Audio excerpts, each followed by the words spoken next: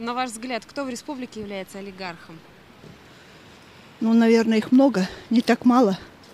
Те, которые стоят у руля промышленности нефтяной, что там еще у нас есть. Поэтому, я думаю, это люди. Имена можете назвать? Наверное, нет. Кто в республике олигархом является? Олигархом? Правительство, наверное. Не знаю. Не знаю, я как-то, знаете, у нас, по-моему, таких... Я, во всяком случае, не слышал даже в прессе. Нету у нас, наверное, особых олигархов. Коми был Спиридонов, сейчас никто. Все, которые власти, те и олигархи. У нас есть олигархи? Есть, конечно. Ну да, действительно, не скрываются, наверное. Нефтяники, газовики, лесопромышленники. Вот это и есть олигархи.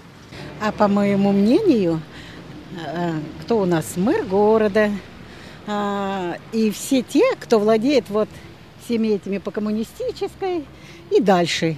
Вот так вот. Откуда я знаю? Чужие деньги не считаю.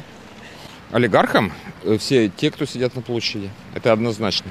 Я даже как-то не вникаю в это дело. Как-то сами по себе живем, и все равно там, кто там из них олигарх, кто не олигарх. Ну кто-то там из правительства может. Гайзер там, допустим, или кто-то. А все, которые сидят в Белом доме. Я думаю, они все бегут туда, потому что рабочего человека туда не пускают. Вот олигархи, что же они?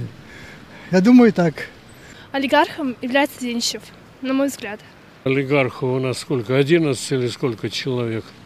В республике? В республике, да. Но это имеется в виду, что они там до 100 миллионов и выше это самое имеют.